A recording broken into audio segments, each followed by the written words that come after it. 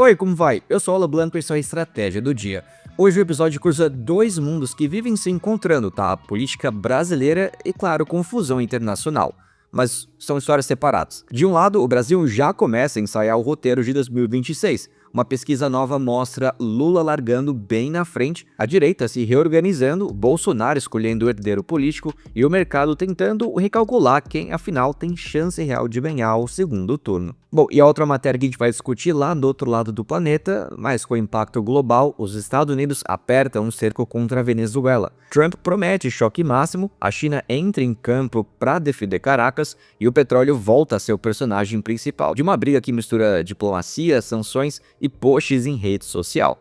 Ou seja, uma eleição que ainda nem começou e uma crise internacional que já começou gritando e alto. E é sobre isso que a gente vai falar no episódio de hoje, duas notícias aí muito importantes para o contexto global. Caso você não siga a gente, é só seguir, assim você fica atualizado todos os dias do que acontece no Brasil e no mundo. Tem episódio de segunda a sexta, a gente não deve parar aí no final do ano, então segue a gente aqui que você vai ficar sempre atualizado. Depois de um rápido recado do patrocinador, a gente começa o episódio.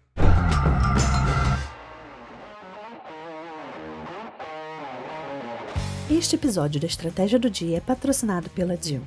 A Dil não é só mais uma plataforma de pagamento. É a ferramenta que a sua equipe realmente vai gostar de usar.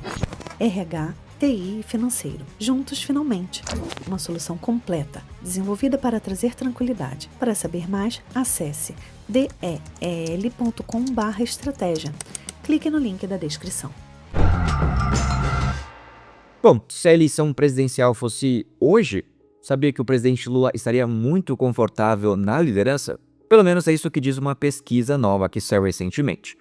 E olha, bem confortável mesmo. Isso acontece no momento em que o cenário político mudou, e mudou drasticamente. Flávio Bolsonaro, que é o filho mais velho do ex-presidente Jair Bolsonaro, entrou oficialmente na disputa pela presidência. Isso a gente discutiu nos últimos dias. Uma pesquisa então da Latam Pulse, feita pela Atlas Intel para Bloomberg News e divulgada nesta quinta-feira, mostra que Lula venceria em todos os cenários testados, tanto no primeiro quanto no segundo turno. Então vamos aos números aqui, mas com calma.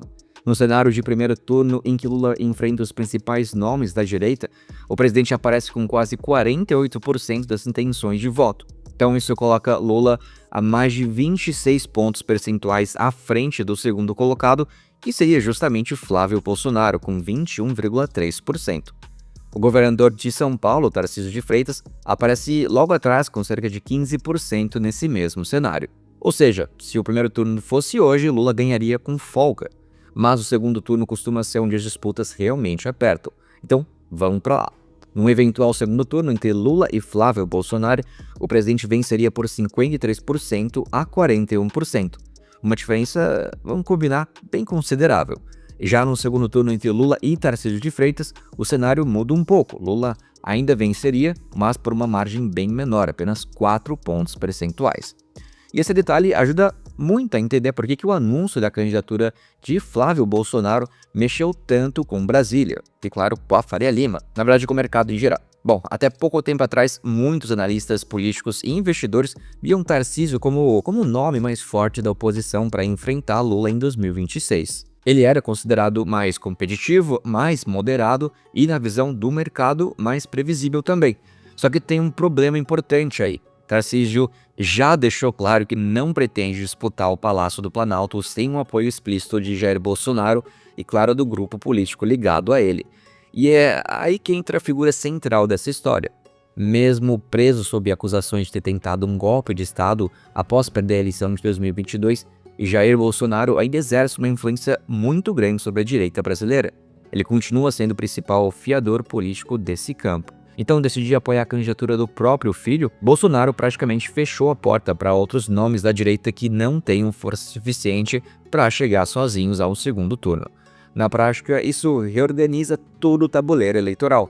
A direita passa a orbitar ainda mais em torno da família Bolsonaro, enquanto Lula, pelo menos segundo essa pesquisa, mantém uma posição de clara vantagem. E vale lembrar, claro, dos detalhes técnicos da pesquisa. Foram entrevistadas 18.154 pessoas entre os dias 10 e 15 de dezembro, com uma margem de erro de 1 ponto percentual para mais ou para menos. Ou seja, é uma pesquisa robusta, com uma amostra grande, que ajuda a dar um retrato bem fiel ali do momento político atual. Claro, A eleição ainda está um pouco longe, muita coisa pode mudar e vai mudar, né? Candidaturas podem cair, alianças podem surgir, mas hoje os números mostram um cenário claro. Lula larga na frente. E a decisão de Bolsonaro de apostar no filho mudou o jogo da oposição. Bom, vamos falar de geopolítica. É sempre bem interessante falar de geopolítica por algum motivo. Na quarta-feira, o principal diplomata da China decidiu simplesmente entrar em cena para defender a Venezuela. E fez isso poucas horas depois de Donald Trump anunciar nas redes sociais que os Estados Unidos vão bloquear navios petroleiros ligados ao país sul-americano. Sim, bloquear navio, tipo Piratas do Caribe ali, só que em pleno século XXI. O chanceler chinês Wang Yi conversou com o ministro das Relações Exteriores da Venezuela, Ivan Gil, e deixou o recado bem claro. A China é contra o que chamou de intimidação unilateral. Sem citar nomes, mas citando nomes ali, Pequim disse que se opõe a qualquer tentativa de pressão isolada e que apoia todos os países que tentam proteger a sua soberania e sua dignidade nacional. Ele não citou o Donald Trump, mas foi logo depois do anúncio dele. Então, tradução livre. Não gostamos quando alguém resolve mandar sozinho no mundo. Bom, as declarações vieram menos de 24 horas depois de Trump anunciar a medida naval no melhor estilo Trump, pelas redes sociais.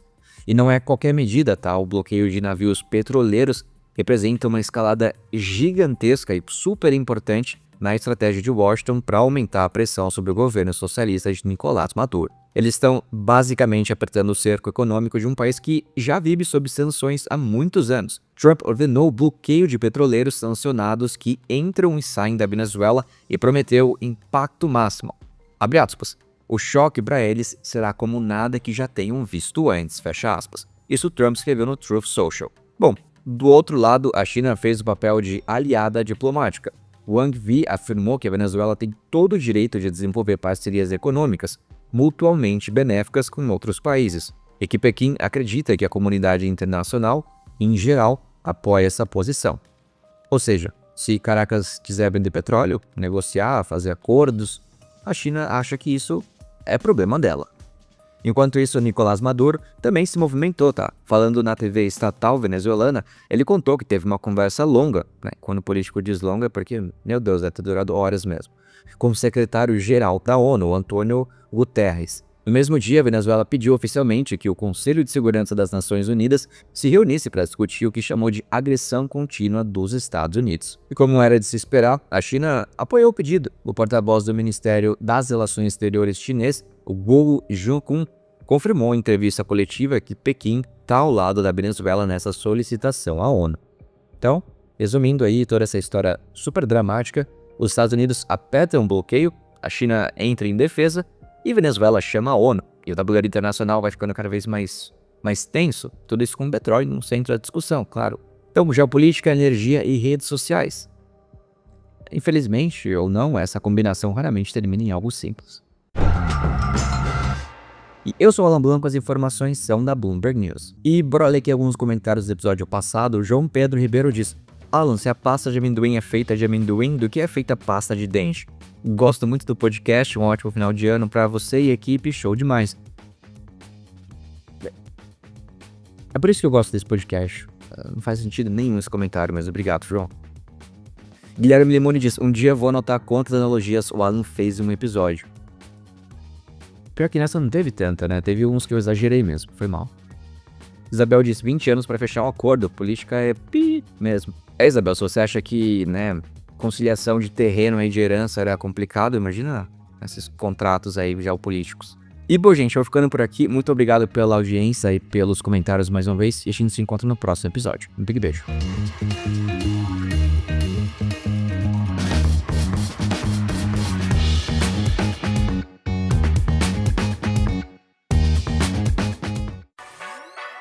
Este episódio da Estratégia do Dia é patrocinado pela DIL.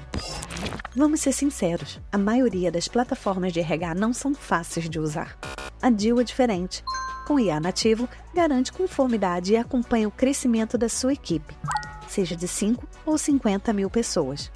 RH, TI e folha de pagamento. Tudo em uma única plataforma que realmente funciona. Para saber mais, confira em del.com/estratégia. Clique no link da descrição.